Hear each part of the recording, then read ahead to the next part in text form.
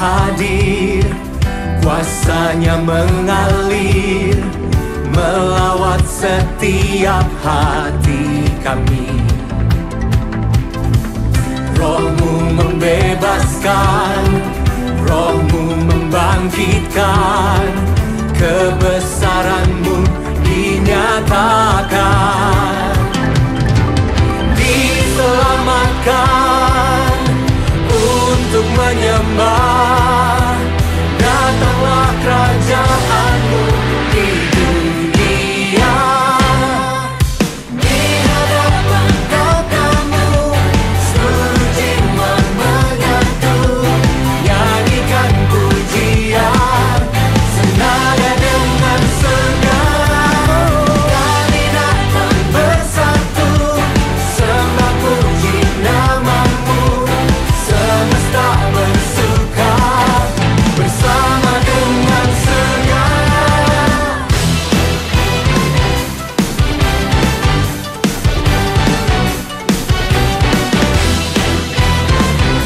Oh Tuhan, Kau hadir dan melawat kami.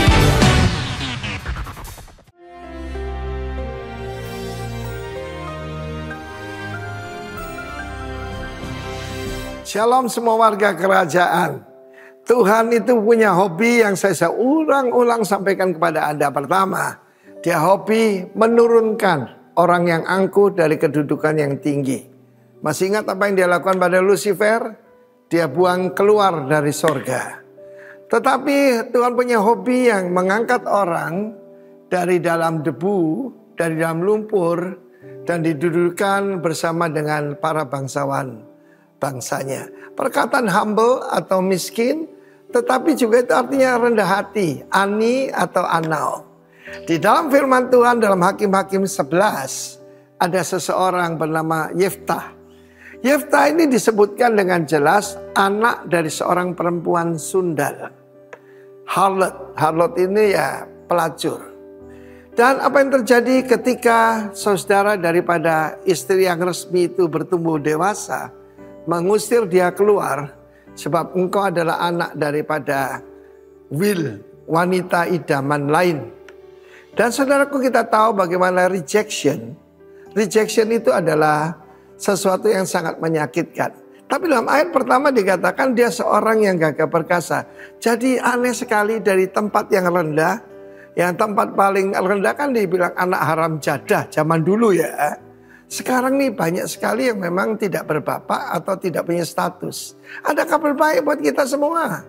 Firman Allah mengatakan ketika dia diusir keluar, dia mencari apa? Di jalanan, ya.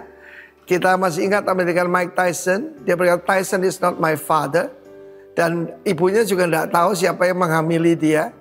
Tetapi karena itu dia pergi ke jalanan dan menjadi seorang fighter. Di sana dia bergaul dengan orang-orang yang salah, dengan petualang-petualang. Hati-hati dengan pergaulan kita. Masa lalu kita nggak bisa rubah. Tetapi masa kini dan masa depan kita yang tentukan sendiri. Kita tahu akibat bergaul dengan orang-orang ini, dia punya satu yaitu kebiasaan yang buruk, yaitu terlalu gampang janji. Kita tahu bagaimana Tuhan mengurapi dia.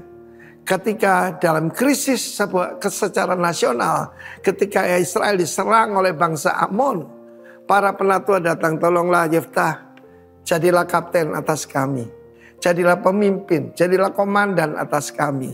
Loh, kamu ngusir aku? Sekarang biasa saudara, ada tiba waktunya kita dibutuhkan, tenang saja.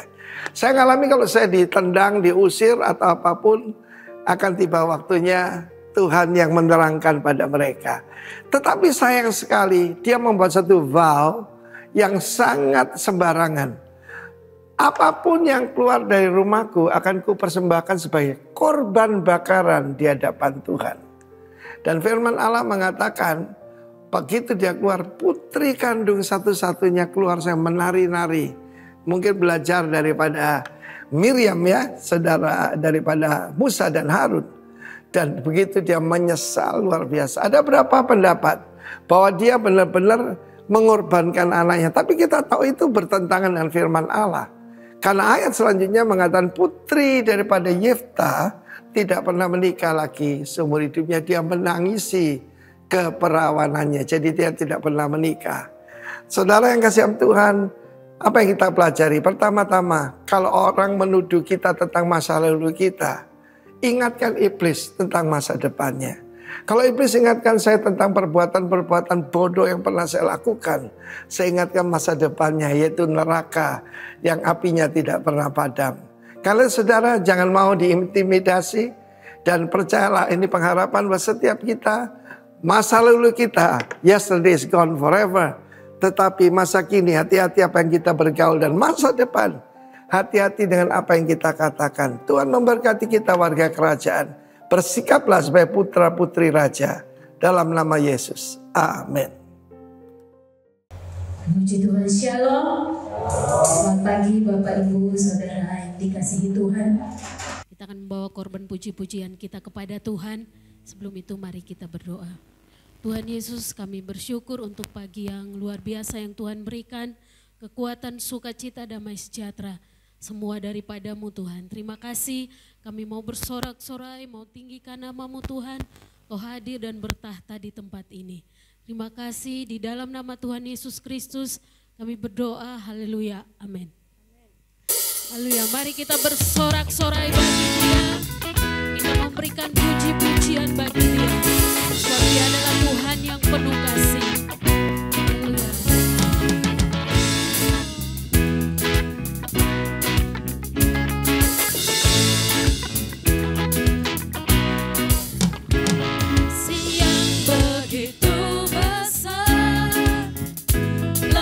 Kuat dari dosa, kasih yang menemukan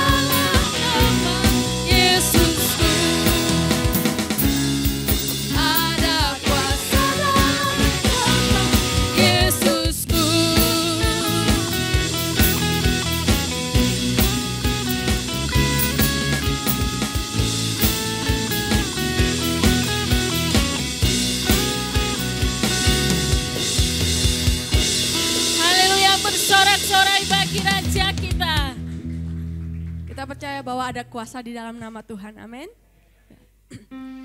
Kami sungguh bersyukur Tuhan untuk kasih-Mu, untuk kebaikan-Mu Tuhan dalam hidup kami. Haleluya Yesus. Tuhan, sungguh ku bersyukur Kau menyertai hidupku selama ini, Bapa. Ku berterima kasih untuk kasih setiamu dan tak pernah berakhir. Aku ada hari ini karena Tuhan baik dan teramat baik bagiku. Semua yang ku alami bersamamu ku lewati, indahnya kasih Tuhan seperti pelangi. Sehabis hujan,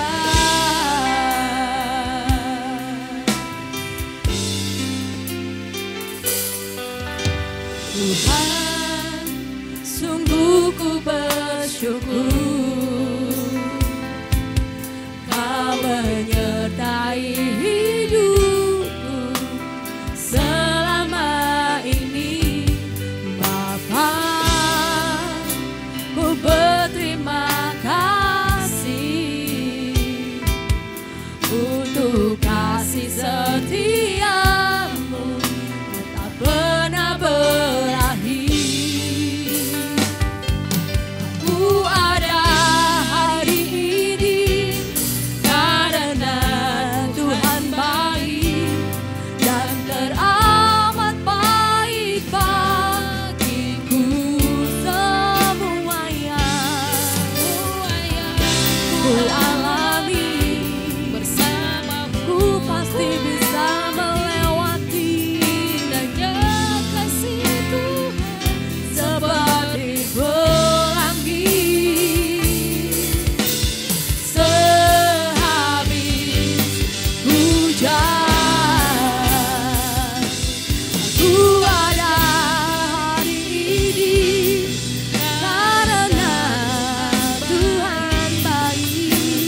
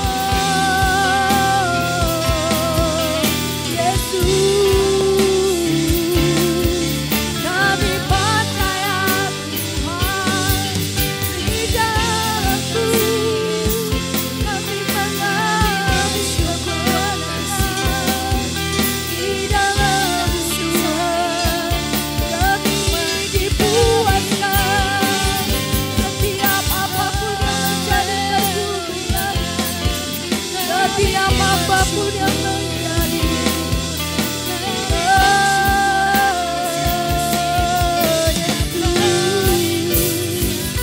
Engkau yang membangkitkan hidup kami, Engkau yang membangkitkan jiwa kami. Haleluya, Yesus, kasih-Mu yang memampukan hidup kami Tuhan, untuk kami bangkit, untuk kami tetap memuji-Mu, untuk kami tetap berharap hanya bagi-Mu Tuhan.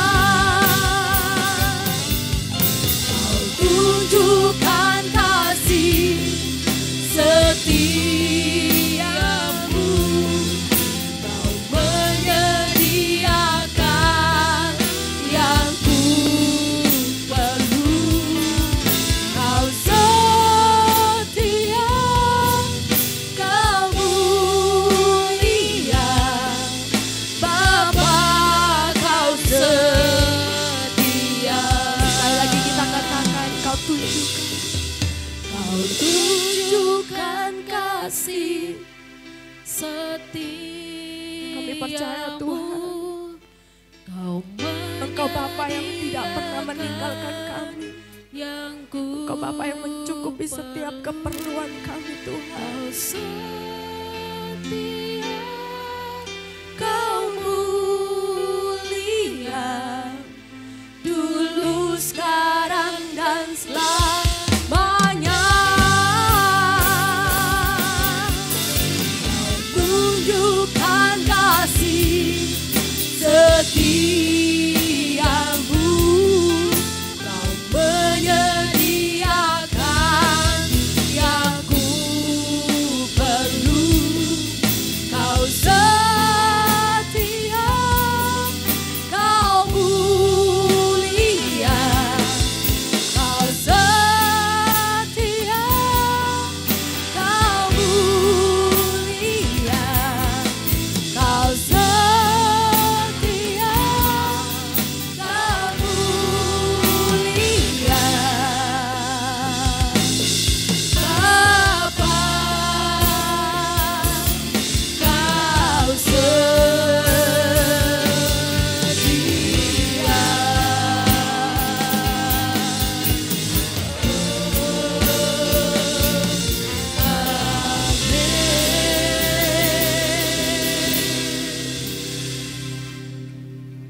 Kami bersyukur Tuhan buat tuntunan-Mu, buat penyertaan-Mu atas hidup kami Bapa. Seperti lagu pujian yang tadi dinaikkan Tuhan. Engkau sungguh baik. Sepanjang perjalanan hidup kami Bapa, Engkau selalu menuntun. Engkau tidak pernah meninggalkan kami. Engkau sangat setia kepada kami Bapa. Dan saatnya kami ingin mendengarkan isi hati-Mu. Lewat kebenaran firman-Mu Tuhan yang mengubah hidup kami. Dan kami bersyukur Bapa, lewat kebenaran-kebenaran-Mu Tuhan yang memerdekakan kami Tuhan. Kami mau duduk diam seperti Maria. Kami mau. Sekeras apapun isi hati-Mu kepada kami pagi hari ini Bapa, itu karena kami tahu Engkau baik. Engkau mengasihi kami. Dan kasih-Mu Tuhan tiada batasnya. Terimalah anugerah daripadanya yang tidak terbatas dalam hidup kami. Mampukan kami Bapa untuk dapat mengerti tentang anugerah-Mu yang tidak terbatas dalam kehidupan kami. Kami siap mendengarkan isi hati-Mu. Segala pujian, hormat, dan kemuliaan hanya bagi-Mu Tuhan. Di dalam nama Tuhan Yesus kami telah berdoa dan siap. Sama-sama katakan amin. Shalom. Seperti biasa, katakan bersama saya adalah orang yang paling diberkati dan disayang oleh Tuhan Yesus.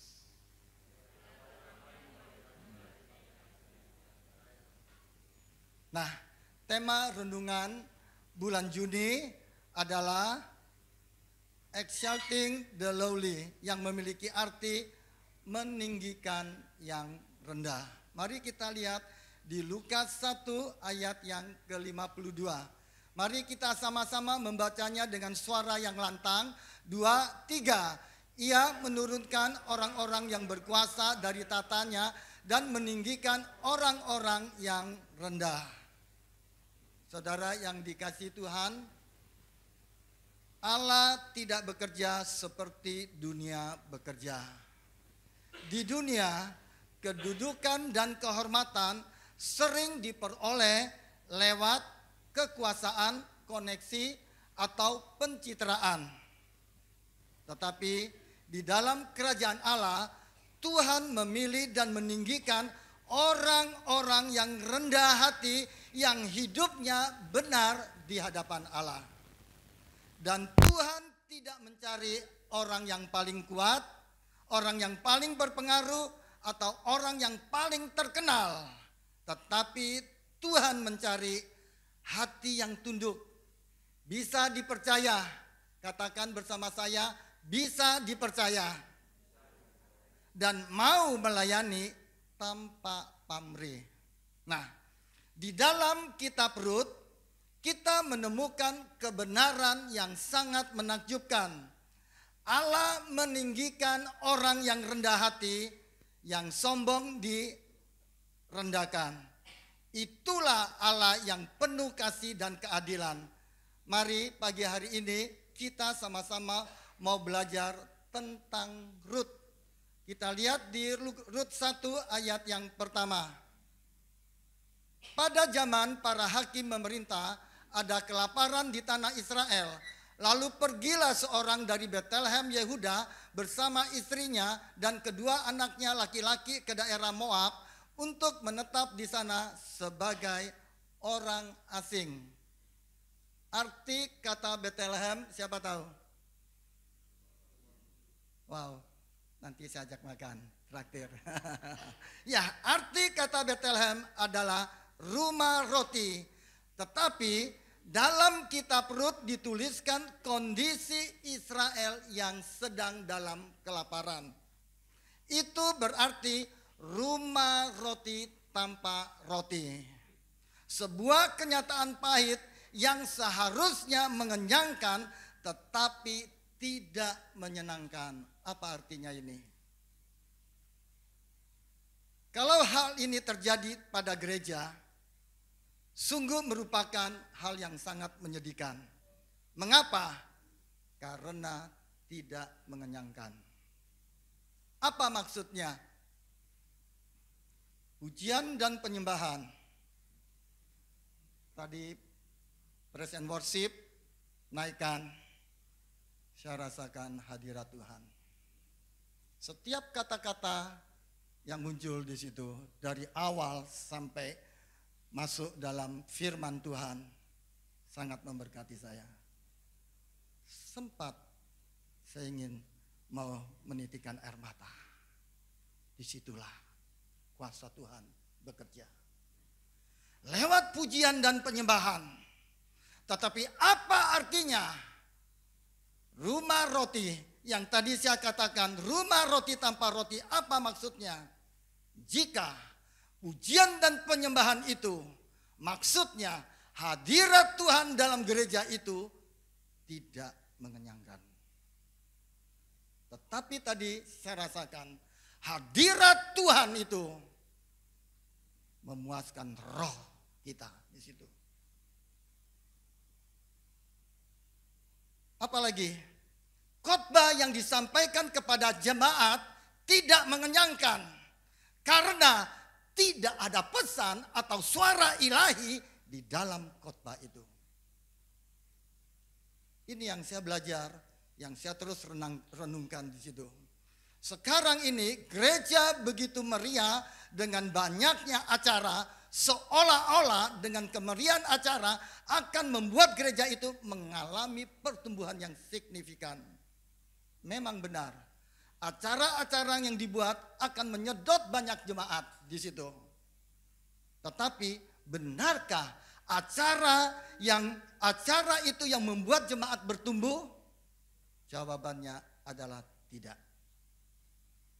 Bahkan tidak sama sekali. Sekalipun banyak gereja berlomba menyulap kambung dan mimbarnya dan memunculkan acara demi acara, selama tidak ada hadirat Tuhan dan suara Tuhan, maka semuanya itu tidak akan mengubah hati saudara dan saya. Di situ. Khotbah yang bagus banyak, khotbah yang keren banyak. Apalagi khotbah dengan pamer kesuksesan dan hidup yang diberkati Tuhan itu sangat banyak sekali. Tetapi khotbah yang berisi pewahyuan yang menyegarkan dan mengenyangkan roh sangatlah minim saat-saat seperti ini. Saat ini gereja tersebar di banyak tempat, tetapi gereja yang memiliki hati Tuhan Tuhan itu sangat langka sekali. Banyak gereja seperti toko roti yang menjual roti mulai dari harga yang termurah sampai dengan harga yang termahal. Tetapi sejujurnya gereja yang mempunyai roti ilahi tidaklah banyak. Karena itu tidak mengherankan kalau banyak jemaat yang kelaparan seperti peribahasa yang mengatakan ayam mati di lumbung padi. Dan saya percaya di tempat ini kita orang sederhana, jujur. Kita melayani dengan latar belakang yang tidak bagus. Tetapi Tuhan memilih saudara dan saya. Yang Tuhan inginkan yaitu ketulusan hati saudara dan saya. Yang mau dibentuk, yang mau diproses. Dan Tuhan lihat gereja ini. Amin. Saya lanjut.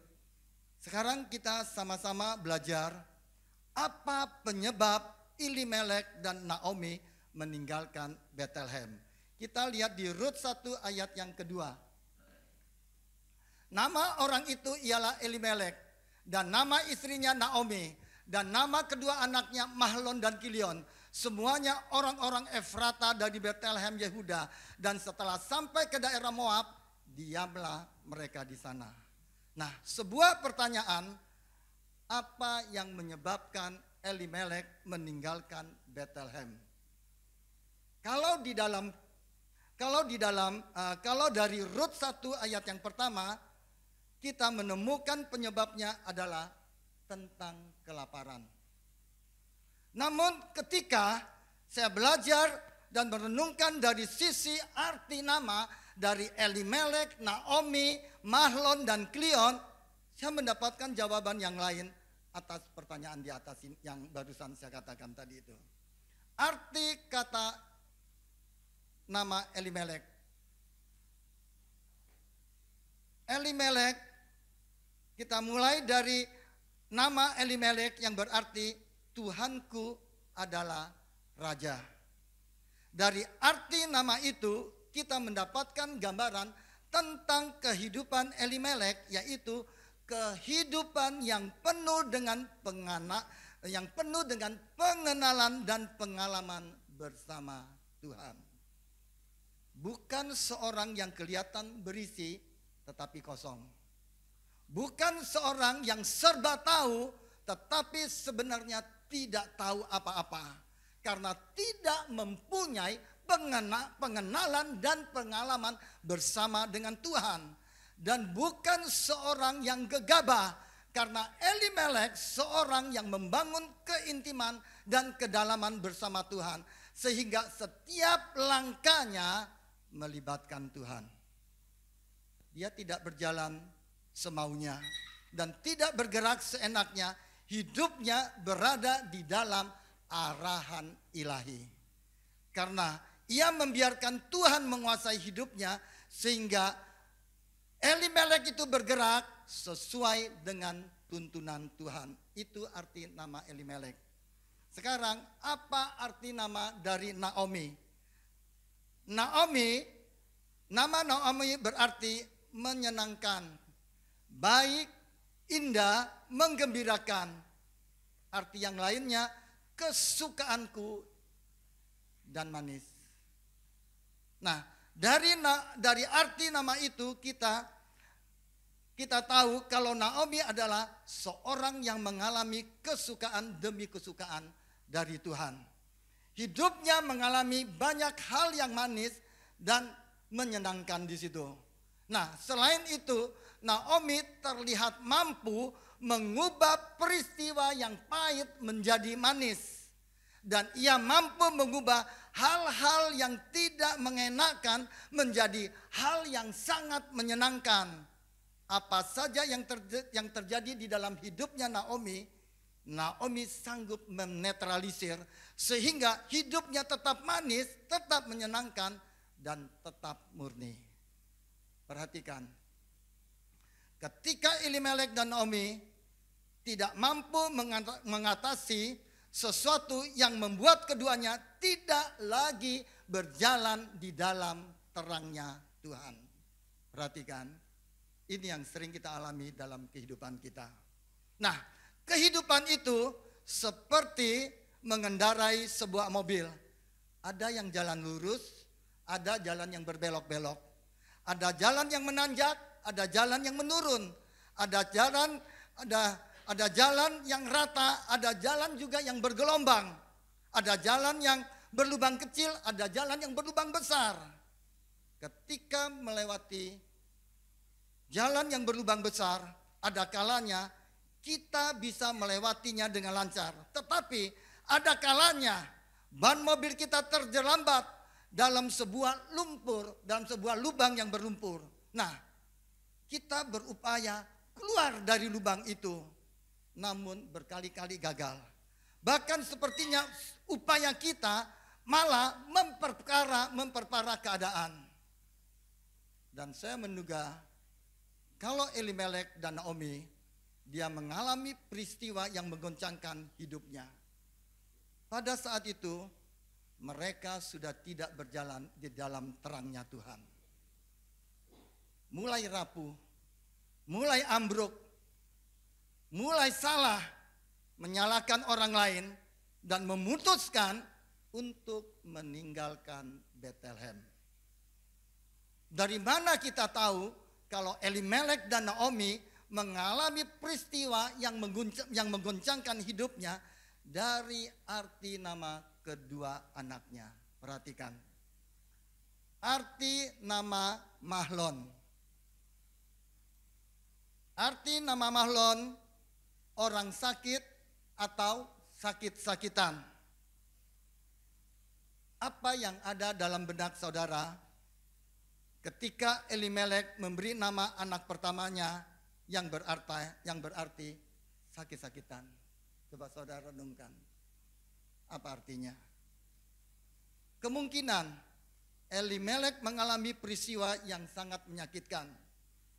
Entah dia memendam rasa sakit yang disebabkan mungkin oleh pemimpin rohaninya, oleh gembala, oleh GKK, atau oleh suaminya, atau oleh istrinya, atau oleh orang-orang di samping kiri kanannya. Itu yang dia alami. Ini yang sering kita alami di dalam kehidupan kita. Dan entah yang memendam rasa yang sakit yang disebabkan oleh peristiwa-peristiwa yang membuatnya berdarah-darah dan dia sendiri tidak bisa menyembuhkannya. Saya melihat ada orang-orang yang terpuruk di dalam kubangan. Ketika seseorang gagal mengatasi sakit hatinya akibat tahun-tahun hidupnya hilang. Kalau ia seorang petani, maka ia adalah petani yang gagal panen. Tidak ada hasil yang dia bisa bawa ke rumahnya. Artinya, kalau dia seorang pelayanan, hasil pelayanannya seperti sekam, kosong.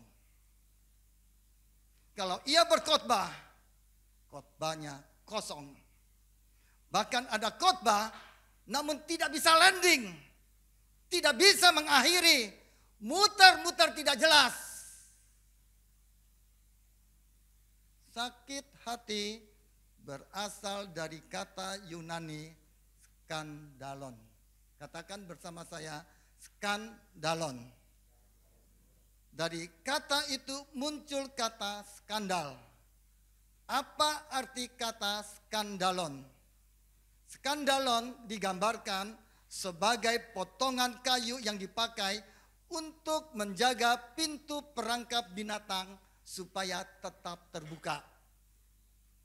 Sepotong makanan ditaruh di dalam perangkat itu untuk memikat binatang masuk. Sering kita lakukan ini ya. Kalau ada banyak tikus di rumah kita. Dulu pernah saya lakukan juga. Tapi kalau sekarang pakai lem di situ. Nah, ketika ada seekor binatang masuk, dia akan menabrak skandalon atau potongan kayu itu yang berarti pintu akan tertutup. Dan binatang itu akan terperangkap di dalam, dia tidak bisa sudah melarikan diri. Itulah yang dilakukan oleh sakit hati. yaitu menutup tahun-tahun hidupnya dan menyumbat banyak hal dalam hatinya, serta membuatnya terperangkap di dalam kurungan dengan pemikiran yang salah dan sikap yang negatif terhadap kiri kanan saudara. Amin. Sekarang kita belajar tentang arti nama Kilion. Arti nama Kilion adalah yang dibuang jauh-jauh. Apa arti nama Kilion itu bagi Elimelek dan Naomi? Kemungkinan mereka mengalami peristiwa yang membuat mereka dibuang jauh-jauh. Tidak diingini, dikucilkan, diasingkan, sehingga mereka merasa tersingkir dan terusir. Saya melihat ada orang yang dari muda sudah terdidik di dalam pelayanan. Dibangun di dalam hadirat Tuhan. Dan diubah oleh proses Tuhan. Hidup di dalam kekudusan. Berada puluhan tahun dalam pelayanan yang dibangun dengan air mata, keringat, kesungguhan, pengabdian dan mempunyai hati yang mengasihi jiwa-jiwa.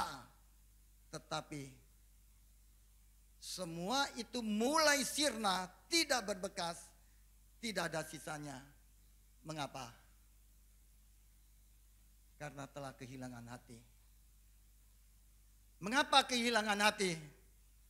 Karena membiarkan hatinya retak oleh sakit hati.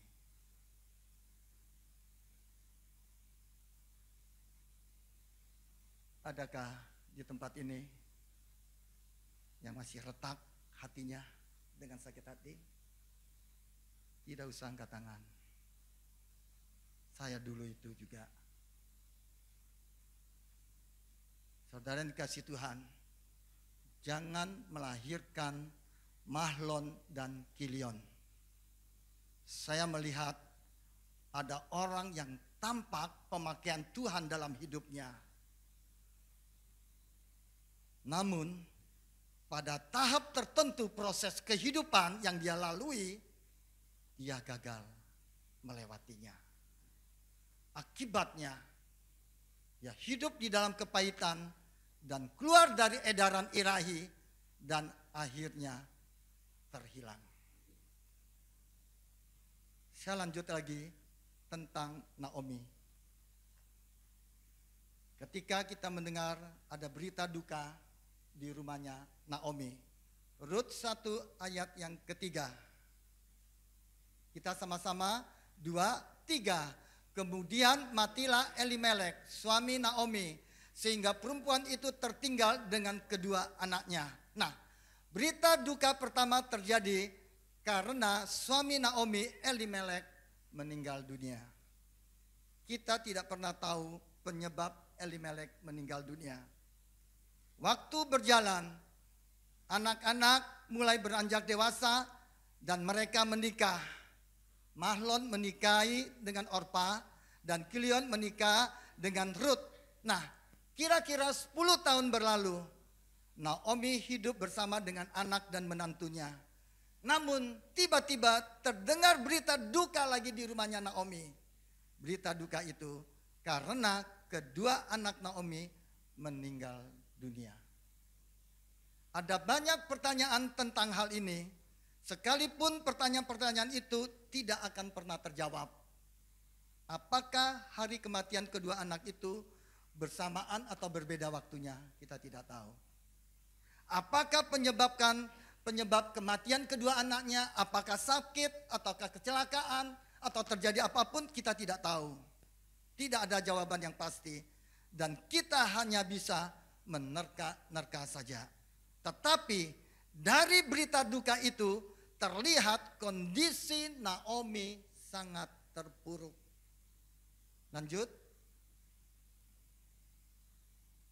Dengan tangan yang penuh aku pergi, tetapi dengan tangan yang kosong Tuhan memulangkan aku. Sekarang tangan Naomi kosong. Artinya tidak punya apa-apa lagi. Lalu apa yang ada? Hanya 3 orang janda dalam satu rumah. Kemudian apa yang Naomi lakukan untuk keluar dari kondisi yang sangat terpuruk ini? Naomi memilih untuk pulang kembali ke Bethlehem. Awalnya Naomi pulang bersama dengan kedua menantunya. Namun dalam perjalanan Naomi berubah pikiran. Lebih baik dia pikir, kedua nantuku pulang ke rumah ayahnya dan menikah dengan orang sebangsanya daripada ikut aku yang tidak jelas tentang masa depan. Itu pikiran Naomi. Awalnya kedua menantunya itu tetap ingin ikut Naomi, tetapi akhirnya Orpa memilih pulang ke bangsanya. Setelah Orpa berpamitan, itu artinya mereka tidak akan bertemu kembali. Nah, lalu Naomi menoleh kepada Rut. Dia minta supaya Rut pulang seperti Orpa, tetapi Rut tidak mau. Mari kita lihat Rut 1 ayat 16 dan 17. Tetapi kata Rut, janganlah desak aku meninggalkan engkau dan pulang dengan tidak mengikuti engkau. Sebab kemana engkau pergi, ke situ jugalah aku pergi. Dan di mana engkau bermalam, di situ jugalah aku bermalam. Perhatikan, bangsamulah bangsaku dan Allahmulah Allahku. Di mana engkau mati, aku pun mati di sana. Dan di sanalah aku dikuburkan. Beginilah kiranya Tuhan menghukum aku, bahkan lebih lagi daripada itu, jikalau sesuatu apapun memisahkan aku dari engkau selain daripada maut. Ayat ini berbicara tentang komitmen. Katakan bersama saya, komitmen. 1, 2, 3.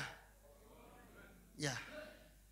Secara sederhana, arti komitmen adalah mengikatkan diri. Jadi Rut mengikatkan diri kepada Naomi, kemanapun Naomi pergi, Rut ikut pergi. Di manapun Naomi berada, Rut berada. Dimanapun Naomi tinggal, Rut juga tinggal bersamanya. Dan di tempat Naomi dimakamkan, di situ juga Rut akan dimakamkan. Berbicara tentang komitmen. Komitmen itu bukan berbicara tentang mendapat untung. Ada orang yang bersedia ikut kalau mendapat keuntungan. Tetapi akan segera angkat kaki kalau dia mengalami kerugian. Ada orang yang hanya mengikuti kalau ada yang diincarnya. Tetapi kalau yang diincarnya tidak ada lagi, maka dia akan pergi. Lihatlah Rut, dia mengikatkan diri kepada Naomi bukan karena keuntungan yang dia incar. Sebab sebab Rut sudah tahu bahwa Naomi itu benar-benar sudah habis. Akhirnya Naomi mengizinkan Rut ikut. Bagi Rut ini merupakan suatu babak baru. Amin. Apa yang saudara alami saat ini? Lewati semuanya ini. Nanti ada babak-babak baru yang Tuhan akan berikan kepadamu. Selama engkau tetap setia kepada Dia. Selama engkau tidak sakit hati, simpan semuanya itu. Tuhan yang akan meninggikan saudara. Apa istimewanya Naomi? Sehingga Rut mengorbankan masa depannya demi mengikuti Naomi. Hal yang paling menarik pertama dari kisah Rut adalah ketika Rut memutuskan untuk pergi bersama Naomi, mama mertuanya yang sedang tidak berdaya. Mengapa Ruth memilih untuk mengikuti Naomi?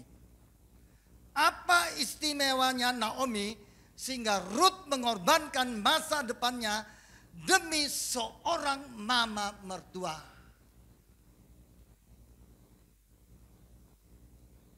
Saudara, ada yang bersama dengan mama mertua? Saudara tetap mau menjaga dia? Mengapa Ruth memilih untuk mengikuti Naomi? Di situ. Dari beberapa pertanyaan itu, saya mengambil kesimpulan. Kalau Ruth melihat keistimewaan dari mama mertuanya, apa keistimewaannya Naomi? Yang kondisinya benar-benar sudah habis. Suami dan kedua anaknya laki-lakinya meninggal. Harta bendanya pun habis, tidak tersisa. Apa yang biasanya terjadi pada orang-orang yang benar habis seperti Naomi, kebanyakan imannya akan goyah. Mereka akan kecewa dan meninggalkan Tuhan. Tetapi Ruth tetap bersikeras mengikuti Naomi. Itu adalah hal yang sangat mengagumkan. Mengapa? Karena kalau ada orang yang mengikuti seseorang dalam kondisi diberkati berlimpah-limpah, itu biasa. Tetapi kalau ada seseorang yang mengikuti orang yang benar-benar sudah habis, itu sangat langka sekali. Dan kisah Ruth semakin menarik karena Ruth mengikuti Naomi bukan karena dia melihat harta atau mengincar sesuatu dari Naomi yang sifatnya materi dan lainnya. Sewaktu saya merenungkan tentang Ruth yang bertekad untuk mengikut Naomi, saya menemukan satu esensi di dalam kekristenan. Kekristenan itu bukan tentang berkat dan bukan tentang mujizat. Berkat dan mujizat itu akan mengikuti. Kedua hal itu bukan yang utama. Kenapa? Karena berkat dan mujizat tidak mengubah hati. Ada orang yang mengalami mujizat bisa mengubah hatinya. Tapi banyak orang mengalami mujizat Tuhan tidak mengubah hatinya. Di situ. Tetapi anehnya banyak pengkhotbah menonjolkan berkat dan mujizat. Apa istimewanya Naomi? Apa untungnya mengikuti Naomi? Kalau kita melihat dari sisi apa istimewanya Naomi, tampaknya tidak ada keistimewaannya. Dan kalau kita melihat dari sisi apa untungnya, juga tidak ada keuntungannya. Tetapi mengapa Ruth bersikeras tetap mengikuti Naomi?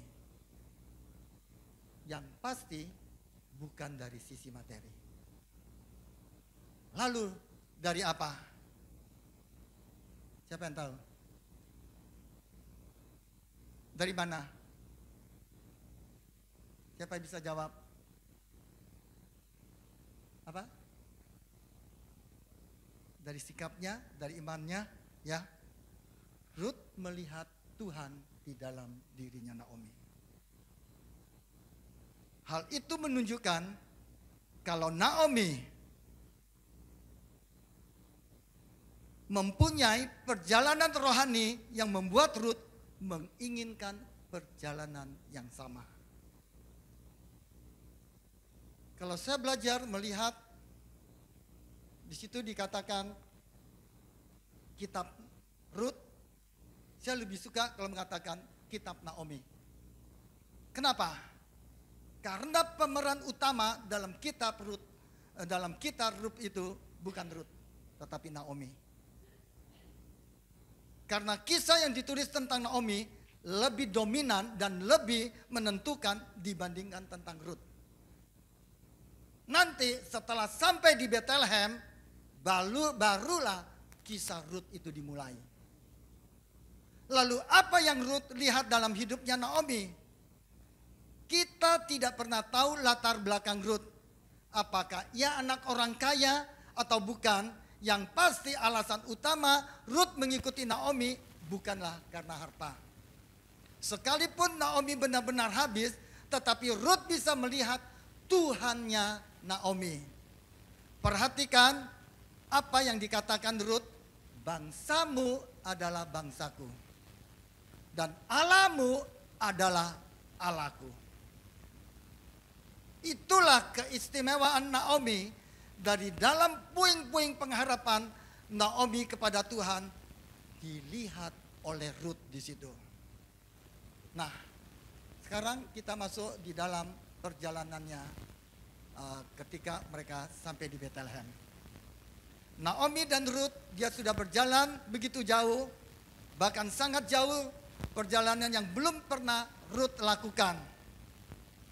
Dia tanya mama mertuanya, sudah sampai kah, Ma? Sebentar lagi nak, kita akan sampai. Mungkin sekitar jam 3 sore, kita akan sampai di gerbang. Sesampai di gerbang kota, Naomi melihat seseorang yang dikenalnya. Naomi mencoba menunduk, menghindar dari orang-orang tersebut. Tapi terlambat. Perempuan itu memandang dan langsung mengenalinya. Naomi, kamu kah Naomi? Itu kamu ya? Dari mana kamu selama ini? Perempuan itu melambaikan tangan kepada teman-temannya yang berada di gerbang kota. Dan mereka mengelilinginya dan orang itu pun segera bergabung dengan Naomi. Mereka berseru, Naomi sudah kembali. Mendengar orang-orang menyebut nama Naomi, Naomi merasa kepedihan. Mengapa? Karena mimpinya sudah hilang. Dan semua yang dimilikinya sudah hilang. Dia katakan apa? Tolong, jangan panggil aku dengan nama itu. Panggillah aku Mara, kata Ruth. Arti nama Naomi adalah menyenangkan. Arti nama Mara adalah pahit. Apa yang menyebabkan Naomi mengubah namanya menjadi Mara? Air mata Naomi sudah kering. Tidak tersisa setetes pun. Karena kepedihan demi kepedihan yang membuatnya menjadi demikian. Setelah suaminya meninggal, kedua anaknya meninggal, semuanya itu gitu. Dan Naomi merasakan kalau dirinya sudah kehilangan harapan. Hanya menunggu waktu untuk menutup mata saja dan sudah tidak mempunyai harapan. Nah, karena tidak ada sesuatu pun dalam hidupnya yang masih tersisa, dia pikir seperti itu. Tetapi perhatikan saudara, ada satu hal yang Naomi lupakan. Dia masih memiliki. Apa itu? Siapa tahu? Dia masih memiliki apa? Menantunya, Ruth. Ini babak baru. Naomi tidak menyadari apa yang akan terjadi selanjutnya. Dia hanya mampu melihat kondisinya yang menyedihkan saat itu. Dan merasakan penyesalan akan semua yang hilang di dalam hidupnya. Tidak ada harapan karena tidak punya kesempatan untuk mengubah keadaan dan tidak ada yang bisa diperjuangkan. Itu sisi Naomi yang sudah benar-benar habis. Masalah terbesar Naomi adalah tidak mampu sekali lagi, masalah terbesar Naomi adalah tidak mempunyai kemampuan melihat ke depan. Kenapa? Karena dia sudah mengalami kondisi yang benar-benar habis, akibatnya dia kehilangan melihat hal yang di depan. Naomi dia tidak pernah menyadari kalau Ruth menantunya itu akan menikah. Dan dari rahim Ruth akan melahirkan seorang cucu baginya. Naomi juga tidak pernah tahu kalau nanti cucunya itu akan menjadi kakek bagi Raja Daud. Dan dari keturunan Rut itu akan lahir Yesus Kristus Sang Mesias. Yesus Sang Penebus itu berasal dari garis keturunan menantu yang dibawanya dari Moab. Nah, karena itu posisi Naomi sangat penting. Tetapi dia tidak bisa melihat semuanya itu karena hidup dalam kepahitan. Masalah Naomi adalah masalah kepahitan. Lanjut. Perhatikan kata-kata di depan ini. Kalau dalam hati kita tumbuh akar kepahitan, kepahitan itu akan membutakan mata kita. Kepahitan itu akan mengaburkan visi yang sudah Tuhan tanam dalam hati saudara dan saya. Perhatikan itu. Kepahitan itu tidak hanya menghalangi saudara dan saya untuk melihat apa yang akan terjadi kemudian hari ini, tetapi juga menginfeksi seluruh kehidupan kita dan mencemari orang-orang yang berada di sekitar kita. Itu kepahitan. Di situ. Perhatikan, Yusuf berhasil karena Yusuf mengetahui. Katakan bersama saya, mengetahui. Mengetahui apa? Mengetahui rencana Tuhan dalam kehidupannya sejak awalnya. Visi yang mampu menembus hingga ratusan tahun ke depan membuat Yusuf terus memandang kepada rencana Tuhan yang telah diletakkan di dalam hatinya, seolah menjadi kekuatan ilahi yang membuat Yusuf tidak menjadi pahit, walaupun sekelilingnya memahitkan dia di situ. Dan yang menjadi pertanyaan, apakah, perhatikan, yang menjadi pertanyaan sekarang, apakah saudara mengetahui sejak awal hidupmu ada rencana Tuhan? Boleh angkat tangan. Siapa yang tahu dari awal hidupnya ada rencana Tuhan dalam kehidupanmu? Kalau saudara mengetahui sejak awal hidupmu ada rencana Tuhan, maka kalau saya boleh katakan, waktu saya belajar tentang hal ini, waktu saya tahu ada rencana Tuhan dalam kehidupan saya,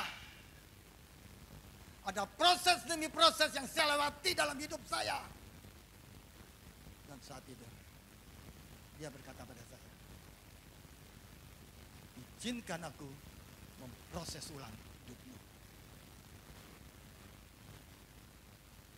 Tahun 2002, bulan Maret, saya ikut retreat 2 minggu di Salatiga, tempat pendeta almarhum Samuel Saputra, bersama kakak saya Ling, Sien, Immanuel, sekarang pendeta di Taiwan, bersama Ibu Yohanes. Sepulang dari retreat 2 minggu itu, Tuhan berkata kepada saya, izinkan aku memproses ulang hidupmu. Saya tidak tahu, mengerti apa artinya ini. Lalu dia katakan, kamu tidak usah khotbah, tidak usah kesaksian kemanapun, sekalipun ada orang yang mengundang kamu. Waktu itu saya tidak mengerti. Sampai suatu saat, Pak Abraham, dia undang saya untuk khotbah di Bima. Suara itu berbicara, tidak usah kamu pergi. Dalam hati saya, ini suara iblis mau mengganggu saya untuk pergi ke Bima untuk bagi berkat di situ, untuk menyampaikan isi hati Tuhan. Saya tetap pergi.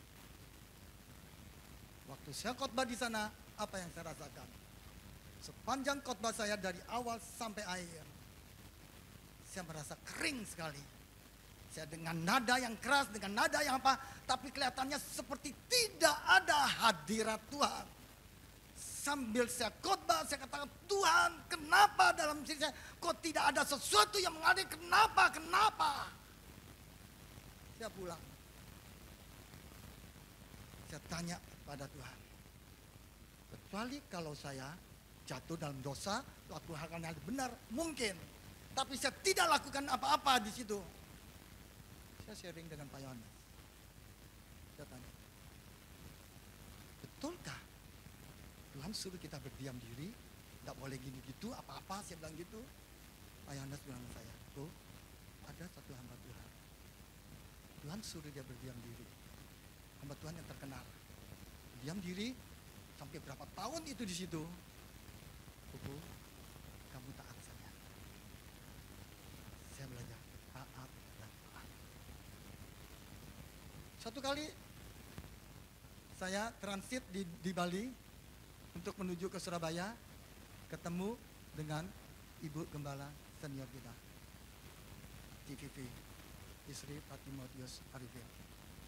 Waktu ketemu, dia katakan pada saya, Tony, nanti kamu kesaksian di Surabaya ya, tempatnya ini. Baik TVV, saya bilang gitu. Baik TVV, saya bilang gitu. Nah, terus Tuhan bicara pada saya, kamu jangan menerima semuanya.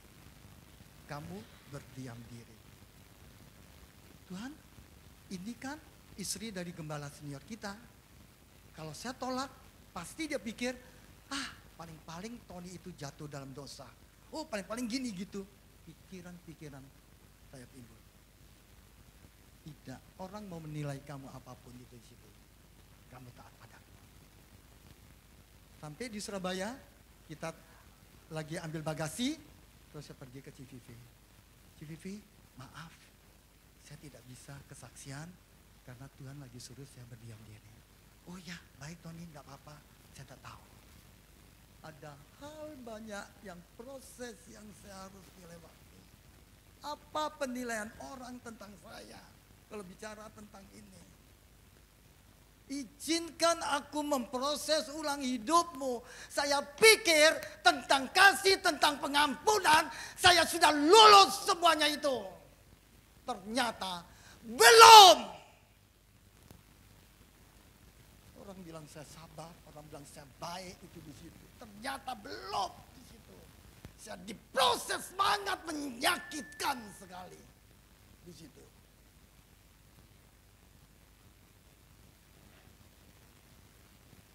Akhirnya, saya tidak usah ulang cerita, saya sudah beberapa kali kesaksian tentang apa yang saya lewati, proses tentang apa semuanya itu.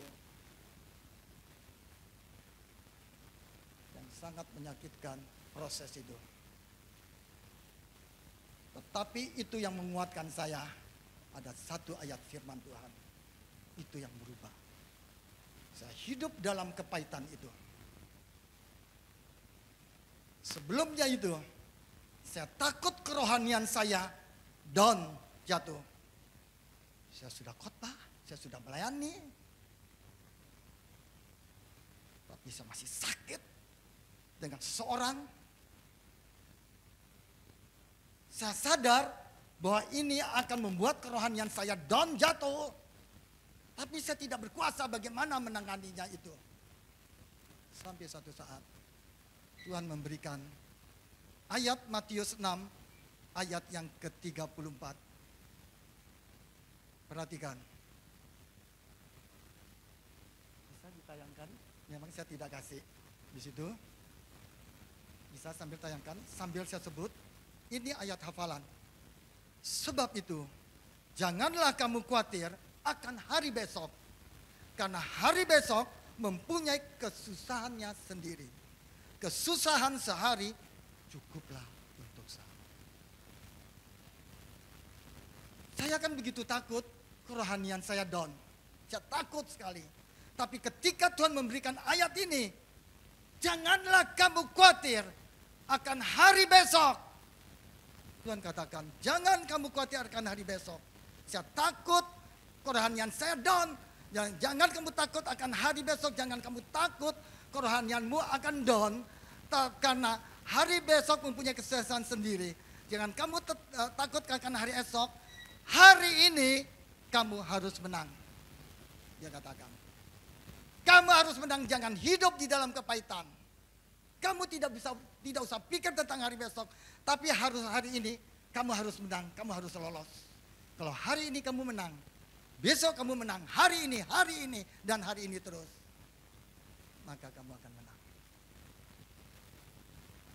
Saya berhadapan langsung dengan orang-orang yang menyakiti saya. Ketika dia katakan sesuatu hal, saya kasar ngomong sama dia. Ketika saya kasar, di situ saya katakan, Tuhan, aku gagal, Tuhan. Berapa kali saya gagal. Terus akhirnya, ketika saya bisa melewati, walaupun orang itu tidak berubah, tapi saya yang sudah berubah. Kita kebanyakan menunggu orang berubah dulu baru kita berubah. Keliru, saudara. Keliru. Urusannya dia berubah atau tidak berubah, itu bukan urusan saudara dan saya, itu urusannya Tuhan. Tapi kita sudah berubah. Amin. Yang terakhir, ini luar biasa. Siapa leluhur Rut? Leluhur Rut adalah Lot. Siapa Lot? Lot adalah keponakannya Abraham. Suatu kali Lot berpisah dengan Abraham dan Lot memilih lembah Yordan.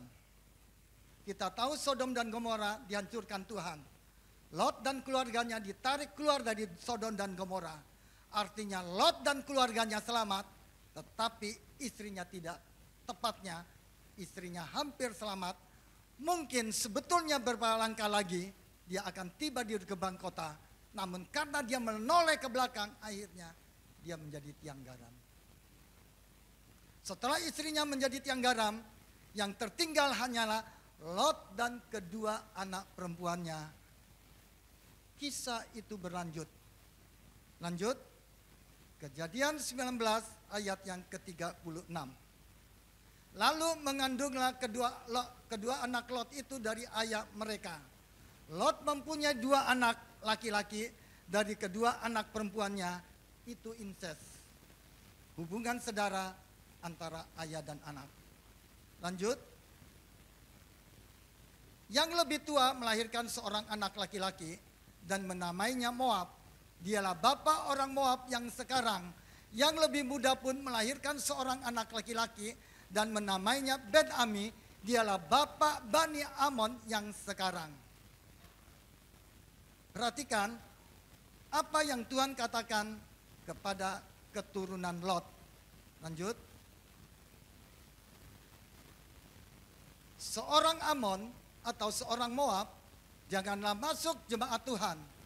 Bahkan keturunannya yang ke-10 pun tidak boleh masuk jemaat Tuhan sampai selama-lamanya. Artinya, secara tidak langsung, Rut juga tidak boleh masuk menjadi umat Tuhan. Tetapi Rut menjadi umat Tuhan, bahkan ia menjadi salah seorang nenek moyang Yesus. Apa yang terjadi pada Rut? Rut menerima anugerah. Anugerah itu mengubah penyembah Molok, dewa Moab, menjadi penyembah Tuhan. Mengapa hal itu bisa terjadi? Karena Rut melihat Tuhan yang hidup di dalam kehidupan Naomi. Di manakah titik letak anugerah pada Rut? Dari kisah Rut kita bisa melihat anugerah yang melebihi batas yang terjadi dalam kehidupannya. Kita lihat sekarang ayat yang terakhir ini, 1 Petrus 2 ayat 10 dari versi IMB. Kamu yang dahulu bukan umat, tetapi sekarang telah menjadi umat Elohim, yang dahulu tidak beroleh kemurahan, tetapi sekarang telah menerima kemurahan. Ayat ini menjelaskan tentang anugerah yang kita alami. Anugerah inilah yang mengubah hidup saudara dan saya. Amin. Dan anugerah itu, lanjut. Dan anugerah itu berasal dari kayu salib, di mana sang anugerah itu yang dikorbankan, sehingga kita yang dahulu bukan umat sekarang telah menjadi umatnya. Yang dahulu tidak beroleh kemurahan, sekarang kita menerima kemurahan. Itu karena anugerah dari sang anugerah. Jadi intinya, saudara dan saya menerima kasih karunia yang tidak terbatas. Anugerah yang melebihi batas. Pada akhirnya, segala yang terjadi dalam kehidupan saudara dan saya adalah hasil dari kasih karunia Tuhan yang tidak terukur. Kasih karunia itu tidak hanya menyelamatkan, tetapi juga menguatkan, memulihkan, dan membawa saudara dan saya kepada kemenangan yang sejati. Semuanya hanya karena kasih karunia yang membuat perjalanan hidup kita penuh dengan harapan dan kemenangan. Kita tundukkan kepala. Kuatkan dan teguhkan hatimu. Izinkan Dia memproses ulang hidupmu. Jika engkau mendapat pesan, mendapat kesan dari apa yang disampaikan ini, kau terus berjalan dengan Dia. Lembutkan hatimu. Lembutkan hatimu. Lembutkan hatimu. Kau katakan, aku mau. Aku mau. Aku mau. Roh Kudus akan menuntunmu, akan membimbingmu. Tuhan sangat mengasihi.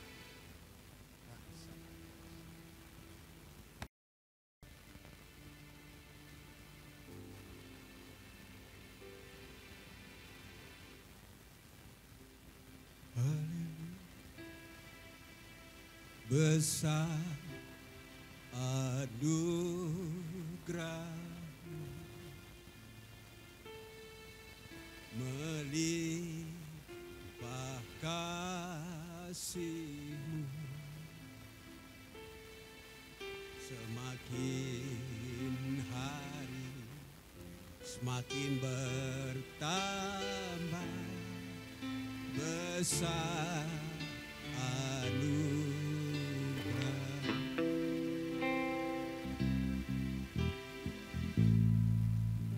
Besar anugerah-Mu, haleluya, limpahkan, amin Tuhan, yes Lord. Semakin hari semakin bertambah besar anugerah, Besar anugerah-Mu, besar anugerah-Mu, berlimpah kasih-Mu,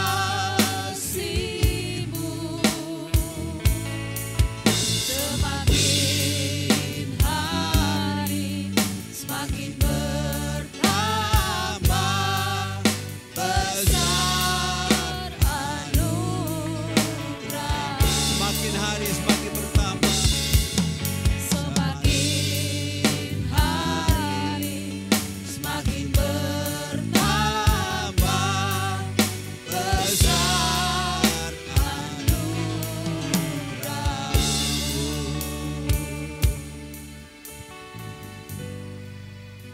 kasih anugerah-Mu yang begitu nyata, begitu sempurna buat kami semua umat pilihan-Mu. Terima kasih firman-Mu yang sudah Kau sampaikan pada kami pada pagi hari ini. Kami bersyukur Tuhan. Kami bangga punya Allah seperti-Mu yang rela mati untuk menebus dosa kami. Firman berkata yang lama sudah berlalu, sesungguhnya yang baru sudah datang. Terima kasih firman-Mu pagi hari ini. Berkati hamba-Mu yang sudah menyampaikan pesan Tuhan begitu tegas, jelas dan pasti.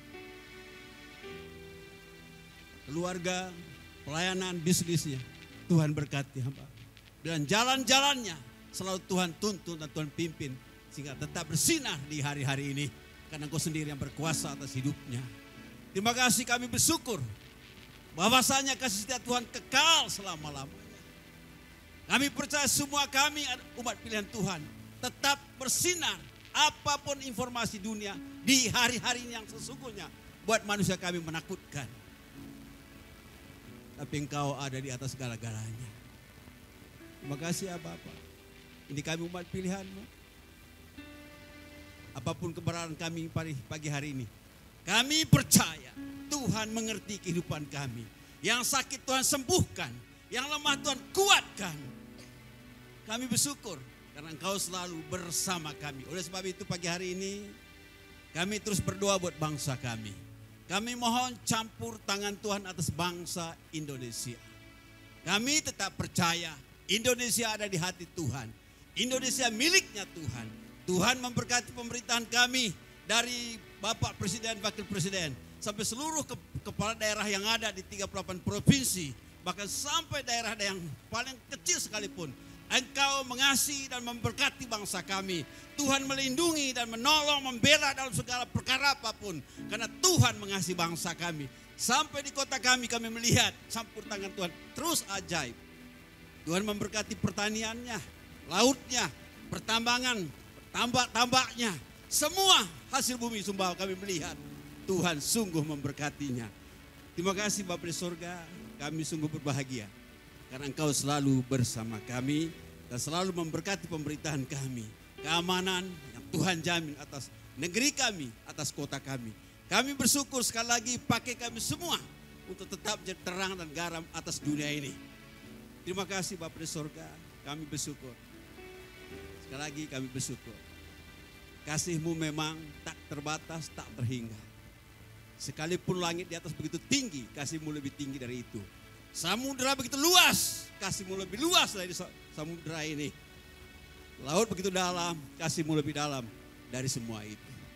Oleh sebab itu, biar hati kami juga sabar menghadapi tantangan zaman ini. Dan tetap kami hidup dalam doa. Dalam doa selalu mendengar dan menjawab apa yang menjadi perkumpulan kami hari-hari ini. Sebentar kami memberi persembahan Tuhan. Baik persembahan untuk youth camp, kegiatan anak muda kami dalam minggu ini, antar gereja-gereja di Sumbawa ini. Demikian persembahan juga persembahan umum dan persembahan pembangunan. Semua kami serahkan tangan Tuhan. Kiranya hati yang penuh pengorbanan taruhkan di hidup kami. Kami percaya apa yang kami buat, apa yang kami tabur, kami akan menuai berlipat-lipat ganda. Terima kasih. Di dalam nama Yesus kami serahkan semuanya, khusus pembangunan gereja kami. Kami tetap punya kerinduan Tuhan. Perizinan yang segera keluar dalam nama Yesus. Kalau Tuhan yang mendirikan gereja ini, tidak seorang pun coba-coba menutupnya. Kalau Engkau yang memulai, Tuhan mengakhiri dan bertanggung jawab semuanya. Dan kami percaya Tuhan akan jamah pemerintah khususnya di bidang perizinan ini. Tuhan berkati mereka. Terima kasih dalam nama Yesus. Kami memberi semua persembahan ini dengan penuh sukacita dari hati kami. Dalam nama Yesus kami berdoa. Amin. Tuhan berkati. Shalom warga kerajaan, kembali lagi di Rock News minggu ini. Ibadah Raya Minggu 29 Juni 2025 akan dilaksanakan di Aula Quick Chicken Zuwento. Ibadah akan dimulai jam 8 pagi. Kita akan diberkati melalui hambanya PDP Ati Sriwinarti. Sumbawa berdoa dilaksanakan setiap hari Rabu jam 6 sore di tempat Ibu Linda, Jalan Kerangka Baja. Kami mengundang Bapak Ibu Saudara sekalian untuk ikut bergabung bersama ke dalam keluarga Kerajaan Allah. Mengenai waktu dan tepat, silahkan menghubungi GKK yang tertera. Bagi yang belum bergabung, mari ikut bergabung. Kita akan mendapat kesatuan hati, tumbuh bersama, dan menangkan jiwa. Doa puasa dilaksanakan setiap hari Sabtu jam 5:30 pagi di tempat Ibu Linda, Jalan Kerangka Baja. Ibadah Roki dilaksanakan setiap hari Minggu jam 11 WITA di Aula Tunas Daud. Bagi Bapak Ibu Saudara sekalian yang ingin memberikan persembahan melalui transfer, bisa langsung melakukan transfer dengan meng-scan kris berikut ini. Pengumuman tambahan. Mari ramaikan dan ikuti aksi donor darah Setetes Darahmu Selamatkan Sejuta Jiwa. Pada hari ini, Minggu 22 Juni 2025, jam 9 pagi hingga jam 12 siang di tempat Pabrik Es Dharma Raya Labuan Karangdima. Kegiatan ini dimeriahkan dengan adanya hadiah door prize dan juga dapatkan sembako bagi 100 pendonor pertama. Demikian Rock News untuk minggu ini. Selamat hari Minggu, Tuhan Yesus memberkati.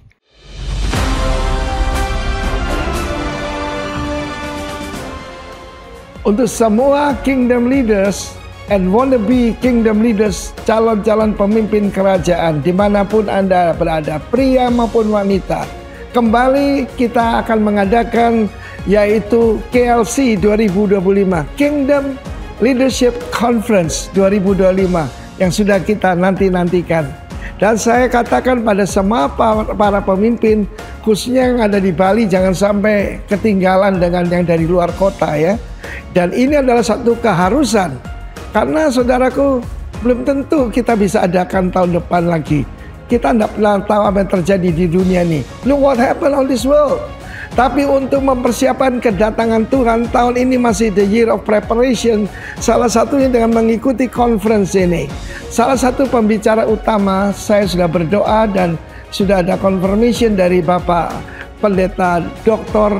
Peter Tanci dari Manila, Filipina, dari CCF, Christ Commission Fellowship. Saudara yang kasih saya begitu kagum pada Bapak ini. Dan salah satu yang saya pernah dengar bagaimana melalui satu tragedi di mana putrinya diperkosa begitu banyak orang, maka justru dia dibangkitkan oleh Tuhan jadi seorang pemimpin yang luar biasa dan is international world renowned, dan dia akan ada di antara kita. Dan salah satunya tahun 2022 ada seorang saudari, seorang ibu yang duduk manis ketika ditanya, suaminya adalah Bupati Morotai, saudara kekasih kita Benny Laos. Dan Ibu Sherry Chonda Laos akan ada tengah-tengah kita. Dan saudaraku, kita lihat bagaimana Tuhan bisa merubah dari seorang ibu rumah tangga biasa jadi seorang gubernur yang paling banyak dibicarakan saat ini. Dan itu semua saya percaya ada hubungannya dengan KLC kita. Karena Pak Benny Laos memberikan begitu banyak kesaksian yang dahsyat. Dan kita akan dengar yang lebih dahsyat lagi tahun ini. So be there. Jangan ketinggalan. Tahun ini jadi bulan ini sudah dimulai yaitu early bird ya. Pastikan saudara jangan sampai terlambat ya. Saya bukan menghimbau tapi memerintahkan semua Rock Ministry mengutamakan untuk hadir di Kingdom Leadership Conference dalam nama Yesus. Amin.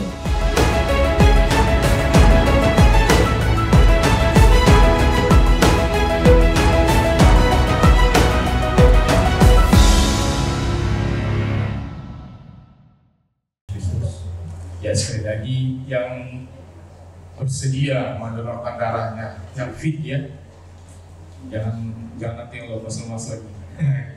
Oke, nanti jam sudah dimulai ya, jam 9 sampai jam 12 di Labuan di Pabrik Es Dharma Raya. Ya.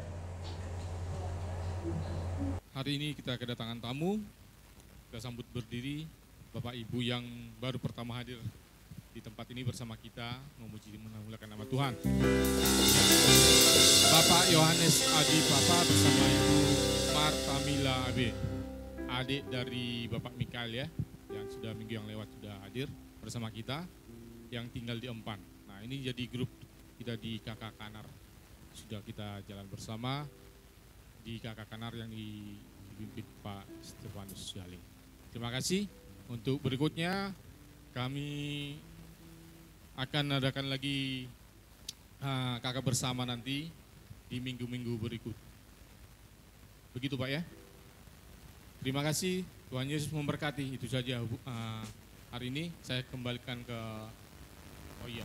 saya serahkan dulu ke Bapak Gembala. Oke, shalom. Minggu kemarin kami sudah menetapkan dan memilih ketua panitia untuk ulang tahun GBI Rock yang ke-33. Silakan tampilkan. Sayang orangnya tidak ada di sini.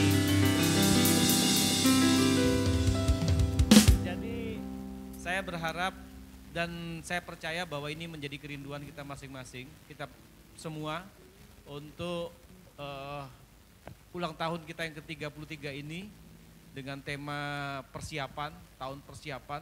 Jadi kalau dalam bayangan kita kalau terima dengan yang satunya persiapan, berarti ada yang akan kita terima ke depan. Yang pasti kita terima apa? Terima apa? Yang kiri? Oh, enggak yakin. Yang kanan terima apa? Hah? Pelan-pelan suaranya, Ci. Berarti memang enggak selama ini belum rindu, Ci.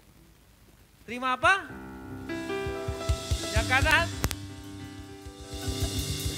Oke, nanti kita lihat saja. Tapi tahun ini benar-benar tahun ini adalah tahun persiapan. Dan kita harus mempersiapkan diri kita. Nanti kita akan lihat apa yang akan Tuhan lakukan di tahun 2026. Jadi saya berharap di ulang tahun ini kita meriahkan bagaimana kita bersyukur Tuhan sudah memberikan kita, memberikan GBI Rock sini ada 33 tahun untuk memberkati Sumbawa. Dan saya berharap nanti ada orang-orang yang mungkin dipilih oleh Bapak Herlim Boy, itu jangan menolak, tetapi ayo kita sama-sama. Panitiaan itu bagus untuk kita belajar, bekerja sama. Yang kedua kita belajar saling mendukung, saling mengasihi. Saya percaya dalam panitia juga kita belajar untuk mengenal satu dengan yang lain. Dan yang paling penting adalah kita mengeluarkan potensi-potensi yang Tuhan sudah taruh dalam hidup kita. Itu kita harus salurkan. Kalau tidak itu akan menjadi laut mati dalam kehidupan kita. Dan apabila terus disimpan itu akan kita kubur bersama dengan jasad kita nantinya. Dan saya berharap itu tidak terjadi. Jadi kita bantu, nanti saya berharap orang-orang yang dipilih nanti akan dihubungi sendiri, itu jangan menolak. Tetapi ayo kita sama-sama untuk bertumbuh di dalam kepanitiaan ini. Itu saja mungkin yang bisa saya sampaikan. Terima kasih dan Tuhan Yesus memberkati. Kita akan mengakhiri ibadah kita pagi hari ini. Mari kita bangkit berdiri. Kau terbesar dan mulia, ajaib semua perbuatanmu. Kau terbesar dan mulia, biarlah semua memujimu. Kau terbesar dan mulia, ajaib semua perbuatanmu. Kau terbesar dan mulia, biarlah semua memujimu. Biarlah semua memujimu. Biarlah semua memujimu. Kekasih-kekasih Tuhan, angkatlah kedua tanganmu dan terimalah berkat daripada Bapa, Putra, dan Roh Kudus di dalam nama Tuhan Yesus Kristus. Sekalipun dunia memandang kau sebagai seorang yang kecil, sebagai seseorang yang gagal, sebagai seorang yang tidak beruntung. Tetapi satu yang Tuhan taruh dalam kehidupan kita, ada kehendak dan rencana Tuhan di dalam kehidupan kita masing-masing. Sehingga di dalam rencana dan kehendak Tuhan itu, kita tidak lagi kecil di hadapan Tuhan, tetapi kita adalah seorang yang besar yang Tuhan persiapkan. Persiapkanlah hatimu untuk menerima dan serahkan hatimu kepada Tuhan. Maka Ia akan membukakan matamu untuk melihat rancangan besar yang Tuhan sudah persiapkan dalam hidupmu. Ia akan memberikan hatinya dalam hatimu, sehingga engkau melihat dengan belas kasihan akan orang-orang yang perlu diselamatkan, sehingga hidupmu menjadi berkat dimanapun kau berada, di keluargamu, di pendidikanmu, di usahamu, di masyarakat, dimanapun Tuhan menempatkan engkau. Terimalah semua itu dalam nama Bapa, Putra dan Roh Kudus, dalam nama Tuhan Yesus Kristus. Bagi Bapak Ibu yang percaya dan sudah menerimanya, katakan, Tuhan Yesus memberkati kita semua.